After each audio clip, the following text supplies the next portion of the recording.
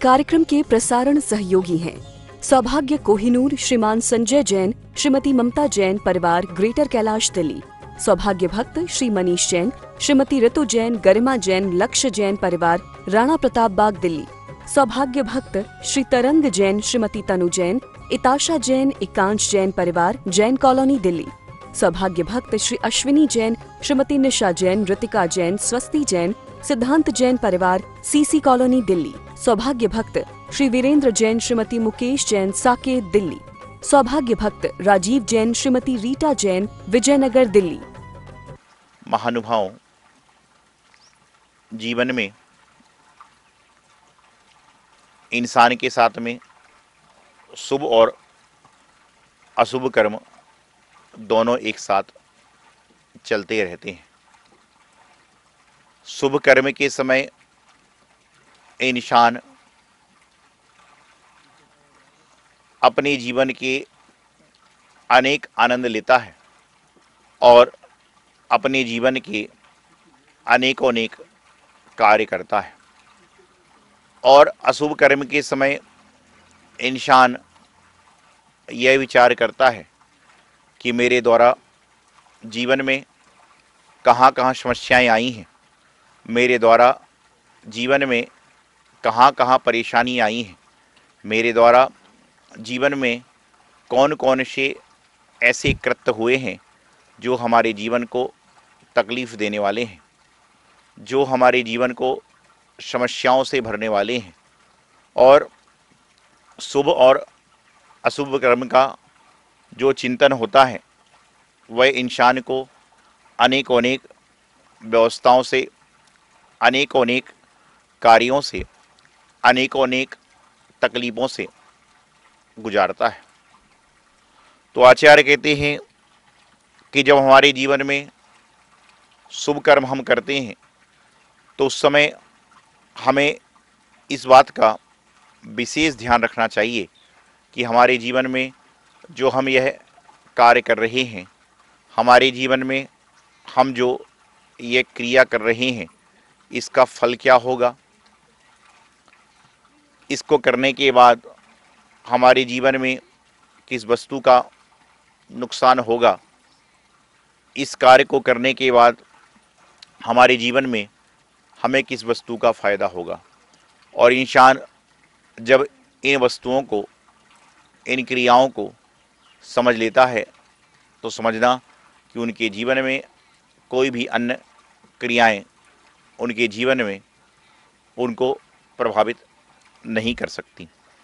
क्योंकि आज वर्तमान में हम देखते हैं शुभ अशुभ कर्म की बात अलग है, उसके अलावा जब इंसान अपने जीवन में राग देश की परिणति की ओर चलता है, इंसान अपने जीवन में लाभ हानि की परिणति में चलता है, इंसान अपने जीवन में अच्छे बुरे विचारों की ओर चलता है, तो वह पाता है कि उसके जीवन में वह हमेशा अच्छा कार्य करना चाहता है, वह हमेशा अच्छी चीज़ चाहता है, वह हमेशा वह कार्य करना चाहता है जिससे उससे जीवन का लाभ हो, वह हमेशा वह क्रिया करना चाहता है जिससे कि उसके जीवन में उसको फ़ायदा पहुँचे।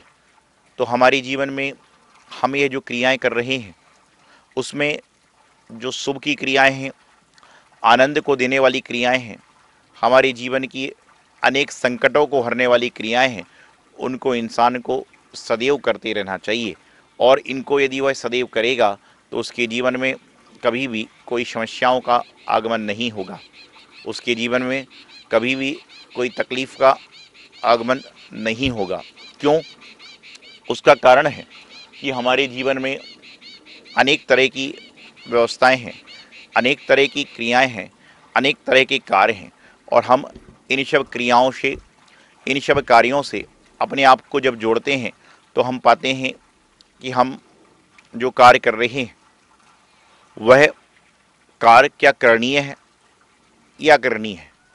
इतना मात्र हमने विचार कर लिया कि जो एक कार्य हमारे द्वारा किया जा रहा है वह कार्य करने से हमारा लाभ होगा या नहीं होगा। उस क्रिया को करने से हमारे जीवन में शुभ कर्म का संचय होगा कि नहीं, इतना आपने जान लिया तो समझ लेना कि आपके जीवन का कल्याण निश्चित रूप से हो जाएगा। आप अपने लिए जो कार्य करना चाहते हो वही कार्य आप दूसरों के लिए करोगे तो निश्चित रूप से आपको जीवन में कहीं भी कोई समस्याओं का आगमन होगा ही नहीं। लेकिन वर्तमान में हम अपने लिए चाहते हैं आम और दूसरों को देना चाहते हैं इमली। कोई बात नहीं, आप अपने लिए आम चाह रहे हो लेकिन दूसरों को इमली देना चाह रहे हो तो भी कोई बाधा नहीं है, क्योंकि आज के ज़माने में आम और इमली दोनों एक साथ चल रहे हैं। लेकिन आप अपने लिए आम चाहते हो और दूसरे को आम की गुठली देना चाहते हो, ये गलत है। आज के वर्तमान समय में इंसान इतना चालाक हो चुका है कि उसके सामने लोमड़ी भी फेल हो गई है। पहले के ज़माने में कहते थे कि लोमड़ी बहुत चालाक होती है, लेकिन आज लोमड़ी के सामने कहा जाता है कि लोमड़ी से भी ज़्यादा चालाक इंसान हो चुका है। जिस तरह से चालाक इंसान खतरनाक होता है, क्यों? क्योंकि चालाक इंसान ज़रूरत पड़ने पर अपने पास वाले का भी नुकसान कर सकता है। आपने देखा होगा चालाक इंसान की स्थिति चालक के समान होती है। चालक कहते हैं गाड़ी चलाने वाले को। चालाक इंसान की स्थिति चालक के समान होती है। कई बार जब गाड़ी का एक्सीडेंट होता है तो मालूम चलता है कि ड्राइवर पहले ही कूद लिया। इसी तरह से चालाक इंसान होता है, वह क्या करता है, अपने फायदे के लिए दूसरों का नुकसान भी कर देता है। लेकिन वह यही नहीं सोचता कि यदि मैं किसी का फ़ायदा करने का प्रयास करूंगा तो हो सकता है कि मेरा नुकसान भी मेरे फायदे में समाहित हो जाए। ध्यान रखना, आप पूरे सागर के पानी को मीठा नहीं कर सकते, लेकिन आप जितना पानी पीना चाहते हो उतना पानी मीठा कर लेते हो। जितना पानी आप अपने रिश्तेदारों को पिलाना चाहते हो वह उतना मीठा कर लेते हो। जितना पानी आप राहगीरों को पिलाना चाहते हो वह उतना मीठा कर लेते हो। उसी तरह से जीवन में आप सभी लोगों को नहीं सुधार सकते, लेकिन यदि आप प्रयास करो कि पहले मैं सुधर जाऊं, उसके बाद मेरे परिवार वाले सुधर जाएं, उसके बाद मेरे यार मित्र सुधर जाएं, तो समझ के चलना कि धीरे धीरे करके जीवन में सभी के जीवन में सुधार आना प्रारंभ हो जाएगा। लेकिन आज की मनोदशा दूसरी है, आज की व्यवस्थाएं दूसरी हैं, आज की क्रियाएं दूसरी हैं, आज के इंसान के क्रियाकलाप दूसरे हैं। आज इंसान हमेशा मौका देखते ही कोई भी ऐसी क्रिया करने से नहीं चूकता कि उसका फल तकलीफदायक हो। आज वर्तमान में ये हो रहा है कि आदमी कार्य करता है, फल की चिंता नहीं करता। और पहले के ज़माने में इंसान फल की चिंता करते थे, कार्य बाद में करते थे। आज के समय में यदि आप अपने पुत्र को, अपनी पुत्री को, गुरु अपने शिष्य को यदि कोई बात कह दें तो आदमी सोचता है कि मुझे क्यों कहते हैं। और पहले के ज़माने में आदमी जब किसी को कोई बात कहता था तो बेटा बेटी, शिष्य, भक्त हाथ जोड़कर कहते थे कि कोई बात नहीं, मेरा कुछ कर्म होगा, मेरे लिए आप सुधार की बात करते हो इसलिए आपने मुझसे बात कही है। लेकिन आज वर्तमान में व्यवस्थाएं बदल रही हैं, वर्तमान में क्रियाएं बदल रही हैं। और मैं आपको एक बात बताता हूं कि भारत देश में 100 में से 99% लोग गुस्से में यदि कोई चीज़ छोड़ते हैं तो यह भोजन। आज के वर्तमान के समय में भारत देश में लोग यदि गुस्से में, क्रोध में यदि कुछ छोड़ते हैं तो यह है भोजन। अरे भोजन से क्या बैर है? अन्न तो देवता है। आप पुण्यशाली हैं कि आपको भोजन करने मिल रहा है। आप पुण्यशाली हैं कि आपके थाली में भोजन आ रहा है। आप भाग्यशाली हैं कि आपको लोग मना कर पूछ रहे हैं। ऐसे बहुतों को मैं जानता हूं जिनके पास भोजन करने की व्यवस्था, ये दुखी हो रहे हैं कि मुझे भोजन मिल जाए। तो जीवन में क्रोध आने के बाद यदि त्याग करना है तो उस वस्तु का त्याग करो जिसके कारण से क्रोध आया है। भोजन में क्या वो बिगाड़ा है? और भारत देश में हो सकता है उसमें मैं भी हूँ, उसमें आप भी हो, उसमें आप सभी लोग भी हो, कि भारत देश में 100 में से 99 लोग ऐसे होंगे जो क्रोध में आने में भोजन का त्याग कर दें। अरे भोजन का त्याग मत करो, भजन का त्याग मत करो, बल्कि यदि आपको करना है तो आप उस वस्तु का त्याग करो जो क्रोध के कारण आपको, जिस वस्तु के कारण आपको क्रोध आ रहा है, जिस क्रिया के कारण आपको क्रोध आ रहा है। तो मैं आपको बता रहा था शुभ अशुभ फल क्या होता है। शुभ अशुभ फल यही होता है कि रास्ते में एक व्यक्ति चल रहा है, एक व्यक्ति कह रहा है जयकारा गुरुदेव का, जय जय गुरुदेव, और एक व्यक्ति कह रहा है अरे सुबह शाम चले आते हैं, जब चाहे जब चले आते हैं। इस तरह की क्रियाओं को करते हैं। इस तरह की व्यवस्थाओं को करते हैं, तो मैं आपको यही समझाना चाहता हूँ कि जीवन में जब भी इस तरह के प्रसंग आते हैं, जीवन में जब भी इस तरह की क्रियाएं आती हैं, तो हमें क्या करना चाहिए, हमें अपने जीवन का कल्याण करना है, हमें अपने जीवन को अच्छी राह पर ले चलना है। तो हमें हमेशा अपने उन कार्यों को करना चाहिए जिस कार्य को करने से, जिस क्रिया को करने से हमें जीवन में कुछ वस्तु की प्राप्ति होती है। आज हम प्राप्ति तो करना चाहते हैं, लेकिन उन वस्तुओं की प्राप्ति करना चाहते हैं जो हमारे जीवन को तकलीफ दे, हमारे जीवन को मुसीबत में डालती हैं, हमारे जीवन को समस्याओं में डालती हैं। अर्जन सभी करना चाहते हैं, लेकिन विसर्जन बहुत कम लोग करना चाहते हैं। लेकिन ध्यान रखिएगा, अर्जन के साथ में जहाँ पर विसर्जन होगा वहाँ पर और अर्जन होगा। जैसे ज्ञान अर्जन, ज्ञान का कभी विसर्जन नहीं होता है। धन अर्जन, धन का विसर्जन हो सकता है। विसर्जन से तात्पर्य ये नहीं है कि आप उसको फेंक दें, विसर्जन से तात्पर्य यह है कि उस विसर्जन से तात्पर्य है कि आप लोगों में बांटें। ज्ञान आ गया तो ज्ञान का बढ़ाएं, ज्ञान की प्रवृत्ति को बढ़ाएं। ज्ञान अर्जन करने के बाद ज्ञान और लोगों तक पहुंचाएं। धन अर्जन किया है, धन अर्जन के बाद धन का विसर्जन करें। धन का विसर्जन मतलब ही नहीं कि धन को फेंक दें, धन का विसर्जन ये है कि उन लोगों को दें जो जरूरतमंद है। आप पुण्यशाली हैं कि आज इस भरी गर्मी में आपके पास बैठने के लिए छत है, एसी है, कूलर है, पंखा है, फ्रिज है, ठंडा पानी है। लेकिन ऐसे बहुत से लोग रास्ते में, आप घर के बाहर गुजरते हुए लोगों को देखो जिनके पास में पीने को ठंडा पानी भी नहीं, जिसके पास पहनने को कपड़े भी नहीं, जिसके पास गर्मी में सिर छुपाने के लिए एक ऊपर झोपड़ी भी नहीं। आप उनको देखोगे तो आप पाओगे कि हम तो बहुत अच्छे हैं, लेकिन उसके बाद भी हम दुखी हो रहे हैं, उसके बाद ही हम परेशान हो रहे हैं, उसके बाद भी हम समस्याओं से ग्रसित हो रहे हैं। क्यों? उसका कारण है कि हमारे जीवन में अनेकों अनेक विकल्प हैं, हमारे जीवन में अनेकों अनेक संकल्प हैं, हमारे जीवन में अनेकों अनेक क्रियाएं हैं।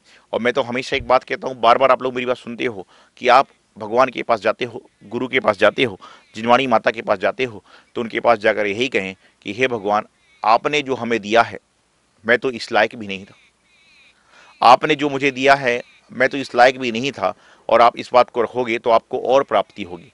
लेकिन आप तो वहाँ जाकर भी तर्क वितर्क करने से नहीं चूकते, वहाँ कर जाकर भी आप अच्छे बुरे की पहचान करने से नहीं चूकते। आप तो कहते हो महाराज आपने मुझे दिया ही क्या है, हे भगवान आपके दर पर मुझे मिलता ही क्या है। अरे कोई भगवान का मंदिर है, कोई दुकान तो नहीं, गुरु के दर्शन है, वहाँ कोई दुकान तो नहीं खुली है कि उसको कम मिला उसको ज़्यादा मिला। भगवान के दर्शन करने जाओ, गुरुओं के सत्संग में जाओ, जिनवाणी का स्वाध्याय करते जाओ, तो आप ये समझिए कि मैं तो पुण्यशाली हूँ कि मैं आपके चरणों में बैठ तो पाया हूँ। बहुत सारे ऐसे लोग हैं जो सड़क से रोज गुजरते हैं लेकिन भगवान के मंदिर में नहीं आ सकते। बहुत सारे ऐसे लोग हैं जो आहार के समय आहार क्रिया को तो देखते हैं, लेकिन महाराज जी की अंजलि में अपने हाथों से आहार नहीं दे पा सकते। आप कम से कम पुण्यशाली हो कि आप चौकी के अंदर खड़े होकर जल दे रहे हो, फल दे रहे हो, ग्रास दे रहे हो। लेकिन इंसान दुखी इसलिए है, अरे मेरा अशुभ कर्म का उदय चल रहा है। लोग कर्म को कैसे विभाजन करते हैं कि बोले मेरा अशुभ कर्म का उदय चल रहा है कि मैं चौके में आने के बाद में रोटी भी नहीं दे पाया। अरे पागल, अज्ञानी, तुम तो ये कहो कि मेरा शुभ कर्म का उदय है कि मैं चौके के अंदर तो हूं, अशुभ कर्म का उदय तो उसका है कि जो चौके के बाहर खड़ा है। अशुभ कर्म का उदय तो वह है जो इस टाइम घर में रोटी बनाकर अपने परिवार वालों को खिला रहा है, लेकिन उसके मन में यह भी कल्पना नहीं हो रहा, उसका भी कर्तव्य है जो रोटी घर में खिला रहा है। ये नहीं कह रहा हूं कि गलत कार्य कर रहा है, लेकिन रोटी बनाते समय उसके मन में ये विचार आता है कि हे भगवान, कम से कम मैं भी आज गुरु महाराज के चौके में जाकर आहार दे सकता। लेकिन जो चौके के अंदर है वह अपने कर्म को इस तरह मान रहा है। अरे आपके अंदर, आप पुण्यशाली हो कि चौके के अंदर तो हो, नहीं तो लोग, कोई धोती की तलाश में चौके में नहीं पहुंच पाया, कोई छुआछूत के चक्कर में चौके नहीं पहुंच पाया, और कोई कर्म के कारण चौके में नहीं पहुंच पाया। तो जीवन में शुभ और अशुभ कर्म ये दोनों साथ साथ चलते हैं। जिस प्रकार से धूप और छांव ये दोनों एक साथ चलते हैं, उसी तरह से हमारे साथ में शुभ के साथ अशुभ और अशुभ के साथ शुभ की क्रिया लगी हुई है। लेकिन जो अशुभ से शुभ में चला जाता है वह अपने जीवन को शुभ में, मंगलमय, आनंदमय बना लेता है। तो हमें क्या करना है, अपने आप को जो पाया है उसमें भी अपने आप को खुश नसीब समझो कि मुझे ये जो मिल रहा है औरों को तो ये भी नहीं मिला। आप खुश हो जाओगे, आनंदित हो जाओगे। लेकिन आप आज उसकी तलाश में चल रहे हो, आप उसकी खोज में लगे हुए हो जो आपका कभी था ही नहीं, आप उसके प्रयास में लगे हो जो आपको मिलने ही वाला नहीं है। उत्तर की ओर मुख करके बैठे हो और दक्षिण में जाना चाह रहे हो, कभी पहुंच नहीं पाओगे। आपके अंदर पात्रता ही नहीं। आपके अंदर जो पात्रता है उसको पाने का प्रयास करो, जीवन का कल्याण हो जाएगा। लेकिन आज वर्तमान में लोग अपनी पात्रता पर ध्यान नहीं दे रहे, बल्कि जो दूसरे के पात्र में है उस पर ध्यान रख रहे हैं। अरे भाई, अपनी पात्रता का ध्यान तो रखो। आपकी पात्रता क्या है? दूसरे के पात्र में तो बहुत कुछ है। आप दूसरे का पात्र मत देखिए, आप अपना पात्र देखिए। और जो व्यक्ति अपना पात्र देखता है उसके जीवन में वो अपना पात्र देखता है, वह एक ना एक दिन पात्र जरूर बन जाता है। तो अपने जीवन का कल्याण करें, शुभ से शुभता की ओर जाएं, अशुभ से शुभ की ओर जाएं, शुभ से कभी अशुभ की ओर ना जाएं, तभी जीवन कल्याण होगा, मोक्ष वहां प्रशस्त होगा। इति अल्पम। गुरुदेव आचार्य सिद्धांत सागर जी महाराज की जय जिनेन्द्र। परम पूज्य बुंदेलखंड केसरी आचार्य श्री सिद्धांत सागर जी महाराज के परम प्रभावक शिष्य परम पूज्य बाल योगी आचार्य श्री सौभाग्य सागर जी महाराज की मंगल प्रेरणा एवं आशीर्वाद से मुनि सुव्रत तीर्थ पल्ला भक्तावरपुर दिल्ली में निर्माण कार्य प्रगति से चल रहा है, जिसमें भव्य मंदिर के साथ साथ संत निवास, यात्री निवास, भोजनालय एवं छात्रावास का कार्य प्रगति पर है, जिसमें आप सहयोग कर पुण्यार्जन प्राप्त कर सकते हैं। यहाँ के जिन चैत्यालय में प्रतिदिन विशेष पंचामृत अभिषेक और शांति धारा होती है, यदि आप भी अपने परिवार की ओर से किसी भी शुभ अवसर, जन्मदिन, शादी की सालगिरह पर संपूर्ण अभिषेक, शांति धारा और पूजन करवाना चाहते हैं तो मात्र 2100 की सहयोग राशि देकर धर्म लाभ ले सकते हैं। और हर शुक्रवार को निर्माणाधीन मुनि सुव्रत तीर्थ पर विराजित मनोकामना पूर्ण पद्मावती माता की गोद भराई मात्र 3100 की सहयोग राशि देकर पुण्यार्जन प्राप्त कर सकते हैं। आप सहयोग राशि के लिए हमारे संयोजकों से संपर्क कर सकते हैं।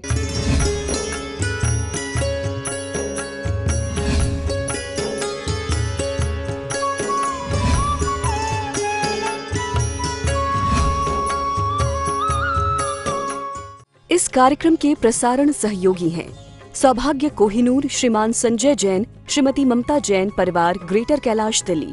सौभाग्य भक्त श्री मनीष जैन, श्रीमती ऋतु जैन, गरिमा जैन, लक्ष्य जैन, परिवार राणा प्रताप बाग दिल्ली। सौभाग्य भक्त श्री तरंग जैन, श्रीमती तनु जैन, इताशा जैन, एकांश जैन, परिवार जैन कॉलोनी दिल्ली। सौभाग्य भक्त श्री अश्विनी जैन, श्रीमती निशा जैन, ऋतिका जैन, स्वस्ति जैन, सिद्धांत जैन, परिवार सीसी कॉलोनी दिल्ली। सौभाग्य भक्त श्री वीरेंद्र जैन, श्रीमती मुकेश जैन, साकेत दिल्ली। सौभाग्य भक्त राजीव जैन, श्रीमती रीटा जैन, विजयनगर दिल्ली।